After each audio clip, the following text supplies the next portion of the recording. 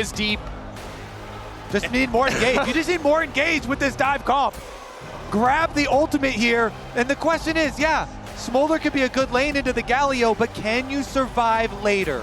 With all of this T1 dive looking for you, a game 5 Faker Galio. Best to both farm as many stacks as possible and keep this Galio lane locked. If Galio isn't able to make impact in sides, especially in the early game, it's going to make it a lot harder for T1 to find places. Oh, look at Owner. He's diverted his pathing. He's looking for top. That's a classic. Perfect. Needs to back up. Level 3. Getting lower and lower. Last right's offering a bit of healing. The tactical sweep there from Doran to slow him down. Owner all but certain to make this one come through. First blood for T1. Doran's coming. So much Fred here in mid. Yeah, it's a critical breakpoint because Galio lane does really revolve around, do I have jungle pressure to put threat behind when I move up in lane and try and taunt you? And now you don't have that pressure at all. Q forward, sidestep, the taunt, Faker, turning it back, BDD, one more auto, the 1-for-1! A BDD! No hesitation! Must have known that was going to kill him. Meanwhile, on the top side of the map, Doran locked down with the Pandas. Cuz on the way up. Oh, just barely. With the flail. Doran barely able to walk away. They didn't want to use the flash, knowing that Doran's still at his. But we are getting explosive here. No slow early game in this game 5. And BDD, he goes for that dive. You know, he does invest his flash, so that is something critical to look at. Owner is back and ganking again. Perfect needs to get out.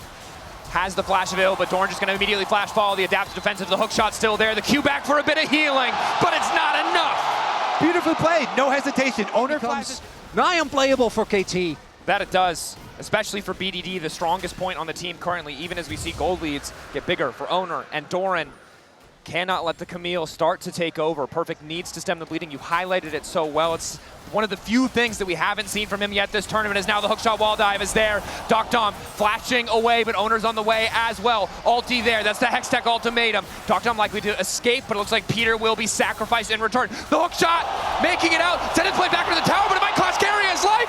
It's a 1-for-1, no! The minions! 6 on the Sejuani, so the possibilities of your plays become that much greater. He starts out the grubs with the confidence. BDD does have priority of mid, and it's just going to be the one for now. KT have to be so respectful of the sheer quantity of CC on the side of T1. Also, all of their burst damage so heavily telegraphed makes it very easy for Doran with the ultimate, for Owner with the Aegis Assault, to just mitigate all of that burst and turn a fight right back around. There's no mercs yet for KT. What I do love is that often in a game 5 in Fearless, we end up with comps that don't have engage. This is kind of the opposite. Both teams have amazing hard engage. We have Nautilus on one side, with Sejuani to back it up. Then the Camille, Galio, Baker. Leona combo is moving down, that's the combo, locks him in the ultimatum, finds the damage, the taunt is there, and Doran takes another. Baker. 1,000 individual gold lead over Perfect. BDD zoning, poking while he can, dodges out on the tactical sweep, but uses the flap, so needs to be careful for at least a few more seconds. That's straight just gone. Yeah, KT. Got the first one, not the second one. The Maiden summoned. Doran, though, he's got backup. Owner on the way in, locked once again in the ultimate of Doran, but Perfect living for an extra second. The Q2 coming through just in time. KT want to punish. They're a little bit. Plus, you're losing bottom side power there with Galio just up at the turret. Faker pushing on that bottom side tower with the power. The dream for this KT squad is to be able to poke with your Ziggs as well. Is it going to cost them? Faker. Second Drake is big. Access to the ulti. T1 might just be a little bit late here. Kaz desperately needs to smite. Doesn't quite connect. Crucially, Doc Dom able to get out for a brief moment. BDD now trying to turn and fire back, but Faker is on the way. Ulti going in. Doran is down. BDD still standing. The exhaust managing to take him a little bit lower, but Gumayushi sits on the back line completely untouched. BDD finally able to start opening up. His Owner gets one back in return. Perfect is here to keep his mid laner alive. And there you go. KT find an angle. T1, but it doesn't look like they want to take the gamble. Perfect also about to be taunted up, has to be careful. They have so much damage here. Doran can, of course, just reset the tower aggro, but he is locked down for a damn long time. Doran, untouchable for a brief moment, but they managed to kill him. T1 fumble the play in the mid lane, and Perfect redemption as he survives the dive. Mom called, but she will not connect. The Dark Procession from Perfect, it got them so much, and now they're opening to get the tower, the extra gold as well. KT, they're striking back. And it keeps the gold lead within touching distance. It further accelerates BDD. And this game 5 just keeps on delivering. Have to try their best, T1 does, to maintain this momentum, but they're not even close to a break point on the Dragons, as Kuma is just taking matters into his own hands. Dom, no ulti available, decent poke. Owner Faker here, the TP's used. T1 making the fast play happen. KT caught reeling, too far behind on tempo. Doran might have fallen in the previous play, but he is still damn powerful. Dom here.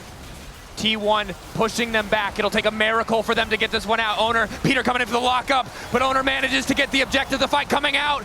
Fire rained over the wall by Gumayushi, and down goes Peter. BDD finally arrived. That's the ulti coming in the meantime. He needs a little bit more space. Dom, BDD untouched, but the front line has fallen.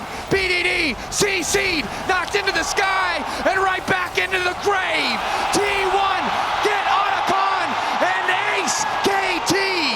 A triple kill by T1, a team notorious for forcing early objectives. And it all falls apart for KT. The Baron started as expected. KT in dire straits as Faker brings it back. Wants to turn with the taunt. Initial lockup from Keria is good. Dom laying down a bit of poke, and he's going to be able to satchel out, but an immediate flash follow coming in from Owner. T1 don't even need the objective. They're happy to keep pushing for a bit more. On the top side of the fight, they've isolated BDD. He's continuing to fight. He wants to turn it back. He gets the kill on Doran. Crucially, Faker falls. KT hold. BDD, the heart of KT, is alive. The smolder. Flanks coming in. T1 entire top side missing flash, that crucial cooldown, but their ultis will be there. 3 seconds on Doran. Gumayushi, the other player to keep your eye on as well. The ulti can do a lot of work. Doran going in, doesn't connect the hookshot wall dive, immediately CC'd. Exhaust coming in as well. Combo over the top from Guma. Finds 2. Exhaust as Keria moves his way to the backline. Faker rains down from the sky. Locks up BDD and obliterates the hope for KT Rolster. The bullet time will end the time of KT here at Worlds as T1 him down, and that's Dragon. That's actually, they ran straight to Baron. I'm sure they got Dragon with that. They're not wasting it. That Dragon as well, the leftovers. Tasty snack for T1.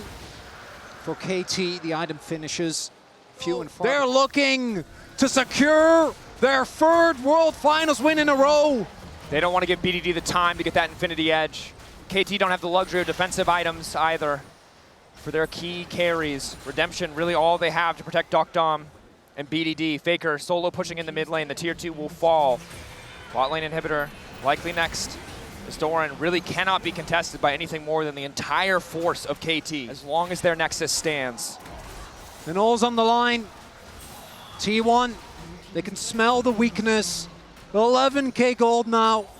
The Baron siege continues, and they will not be denied unless KT pull out an absolute miracle. I think we're seeing Owner looking for an ult angle, sitting in that jungle, but even with the wave clear of Ziggs and Smolder, it's tough to hold on. Doran looking to get things kicked off. Hookshot wall dive brings him over. He's taking the tower already. Flash back to get away from Kaza's ultimate, and the ulti manages to connect from Dom. A big fumble, not enough to get T1 back, and it could just look to end. So Perfect has been called back as T1 looks set to get the soul. And T1 also have the luxury. They could just look for the fight if they wanted to. Owner takes the soul. Kaz stuck around a little. But now with the Baron spawning, relatively even setup, but again, it's the waves in favor of T1 that make this so hard, as immediately they're going to kick things off by going in on Kaz, taking away the Frost Armor passive. Lockdown from Keria is there. TP in from Doran as well. Ulti's going across the board. BDD caught off the side. A good flash to take him out, and Guma has to be careful, but he's so damn fast. Owner, they lock up BDD. He goes gold in an extra 2.5 seconds to consider what went wrong as T1 looks set to end it all. They're going to finish the job. It is Doran and Peter left alone in the mid lane, and T1 will ace them. T1 earning their legacy again and again and again. There can be no doubting it. 4 players on the Rift today making the impossible possible. Owner, Faker, Gumayushi, Keria, and now Doran as well are world champions. and the disbelief on his face. A teammate that so many have praised.